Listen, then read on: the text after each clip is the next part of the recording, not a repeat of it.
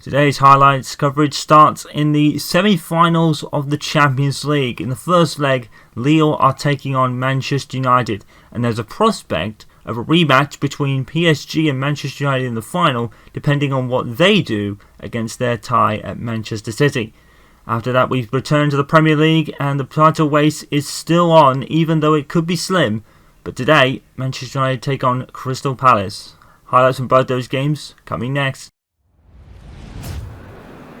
So, it is a kind of date of destiny for Manchester United. This is the furthest that Gregg Popovich has got in the UEFA Champions League. We are at the semi-final, and it is the first leg between Lille and Manchester United. Some would say that this is a more favourable tie of the two, the other one being Paris Saint-Germain and Manchester City. And boy, would it be an omen if Paris Saint-Germain and Manchester United meet in the final over 1 year on from Manchester United's miraculous recovery, in which they've already proven to do again this season against Juventus. Well, they have to navigate Lille first, and Lille, well, there are definitely no slouches in this competition. It's a very, very good squad, and they've definitely done well to get this far against some of the bigger teams they have faced so far in this competition. But now it is really the big boys in terms of Manchester United, and we know that that's in terms of pedigree and comeback factor for United in particular. Very, very recognisable names: Renato Sanchez, Bamba, Loic Remy, just three. Jose Fonte with Gabriel as well. This is not going to be an easy team for Gregg Popovich to navigate. Dean Henderson gets the nod ahead of David De Gea again today. Tellers, Konzebi, Lindelof and Dalot. It's the traditional men of Fernandes, Pogba, Neves, Martial and Rashford, but Malik has come in ahead of Mason Greenwood, who makes the bench, interestingly enough. Renato Sanchez. Here's Preed. And Preed will get it out for a corner.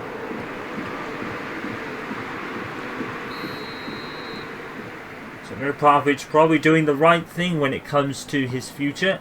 He's focused on winning games for now, and Renato Sanchez has scored for Lille. It's a good goal, to be fair. Manchester United just continue to concede in the Champions League. It has been their Achilles heel in the past, and definitely this season as well. Nothing Dean Henderson could do about it. It's a well-worked corner from Lille, to be fair. Manchester United, that is something that just did not need to happen. It's headed out, and Renato Sanchez is the only one who's really alert to it. If anything, let's have a look at this. It's Pogba and Remy, and the ball really, I don't think Pogba gets all of the clearance. He probably goes in the other direction, and that's what led to Renato Sanchez being at the right place at the right time. And Manchester United, after 25 minutes, are down by a goal to nil. Well played. Rashford. Here you go, Dalot. To Martial. Free, open in the box. 1-1. Anthony Martial has scored. And it's another whipping cross from Alex Tellez, who continues to go from strength to strength. In fact, that's Tellez or Dalot. Well, either or. It's the same result, really, because Dalot and Tellez have been excellent in the fullback positions. It's a wonderful cross. I think it's Dalot. Martial, free header. And all of a sudden, the crosses are being met with pinpoint accuracy. And it is now 1-1. Manchester United, the comeback factor just never seems to go away. That's why you never count them out of anything. It's 1-1, and now, crucially, Manchester United have the away goal advantage, which fades to the other side to a Kone, and won by Alex Tellez there. See on Dalot. Neves moving forward with Rashford here. Nice move by Rashford, and here's Martial, and it's 2-1. And it's Anthony Martial again, isn't it? With another goal. And 2 today for Martial, right on the stroke of half time. And Manchester United have a 2-1 lead and 2 away goals now. Wonderfully played by Rashford here.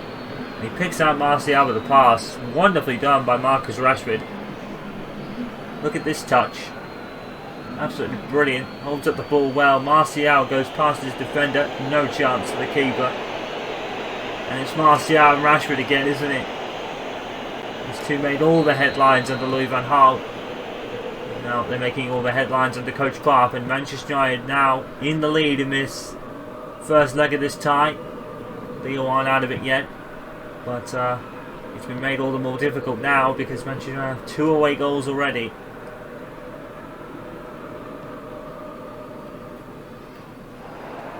Here's Peed. Osimhen's going to get there. Oh, and it's poor defending once again by United. What was that about? And this is the response. We haven't even reached half time yet. It's a 4-goal thriller here. Well, there's going to be a debrief amongst the centre backs, but once again, Manchester United really sloppy in the centre of defence. That really does need addressing next season. They've been really poor at times. And Tuanzebe, he just loses his man. A great cross here, and then there's the touch, and Tuanzebe really gets a nick of the ball himself. I think the blame has to fall to Tuanzebe there.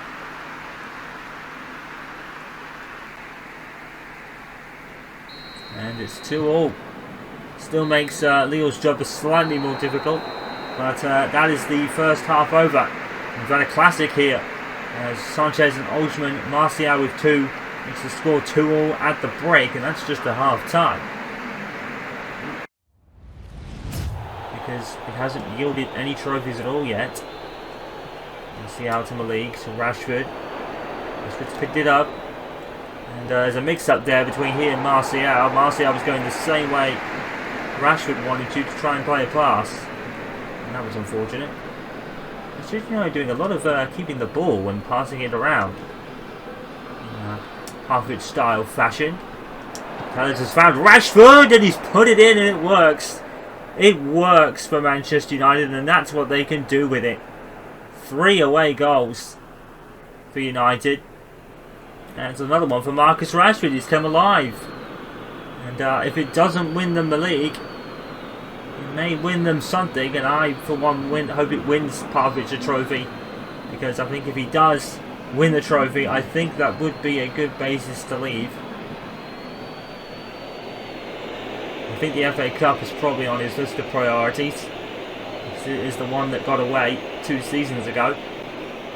Hey, who's to say he can't win the Champions League based on this performance, and particularly the one at Juventus. Absolutely stunning strike from Marcus Rashford. It puts United back in the lead. But Lille aren't out of this yet. Of course, if Lille score 3 and draw, that'll probably send it through to extra time, but Manchester United have the win here. It was a bit of a scare from Lille. They certainly put up a fight, but Manchester United have overpowered them in this match, and they are 1 game away from a final. Oh boy, oh boy. A Manchester United Paris Saint-Germain final is looking the very, very increasing possibility, because Paris Saint-Germain have thumped Manchester City by 4-0, and we could have the rematch of all rematches in the final of the UEFA Champions League. Let me tell you, that is a match that everyone will be rooting for, because that is a tasty prospect given what happened last year. Premier League games are running out. I believe we are at game 34. That means 5 are left to be played, with still 5 points between Jose Mourinho and Gregg Popovich, between Spurs and Manchester United. We have brought it up a lot in the last few games, but it's a fact that remains pretty much unchanged for the majority. Manchester United, as we've said so many times, they just need to continue to win. And they really do need to help from others now if they're going to win this league, because it really does look like the special one has got his hold on the Premier League title. And that is the end of the first half. No goals, which is a surprise. But United certainly look the more likely, and they're the ones that need the goals as well. That's probably why Rashford and Greenwood are on the pitch. The break. It's 0-0. And it's 0-0. And if Spurs win, then the Premier League looks to be slipping further away from Coach Popovich for the second year in a row. This is not the result they needed. It's a 0-0 draw. So with match day 33, not 34, I think I got that completely wrong. I even said 35, but I stand corrected. So let's go through the other scores from the other games today. Then Aston Villa losing 4-2 to Wolves, and Tottenham Hotspur have increased their lead at the top of the table. It really does look like the special one is bringing a title to Tottenham Hotspur. Brighton of Albion beating Bournemouth by 1-0, and Arsenal beating Southampton by 2-0. Manchester City beat Watford by 3-1. Liverpool beat Chelsea 4-2. Leicester City beat Norwich by the same scoreline. A lot of 4-2s today. Everton 4, Burnley 1. Newcastle United 0. West Ham United 1. And that means for the table that it is now 7 points, I believe. Yes, 7 points between Tottenham Hotspur and Manchester United. Now, we're at match day 33, 4, 5, 6, 7, 8, which is 3, 6, 9, 12, 15 points left, and a 7-point gap. It really is looking quite out, maybe just out of reach for Coach Popovich, unfortunately, once again. He does have a buffer over the chasing pack behind him, though, as the top 10 look to be more than less solidified at this point. With West Ham in 9th place, about 6 or 7 points clear of Aston Villa in 10th, who themselves are a further maybe 6 or so, more than that even, ahead of Wolves. So it looks like the top 10 are pretty much settled for the season. If not, there's going to be some small changes. Crystal Palace have moved up to 14th with their draw today. As we go down to the bottom, Brighton of Albion climb out of the relegation zone with Burnley still in it. Now, this is where it gets interesting. 15 points to game. Norwich are 12 points off safety.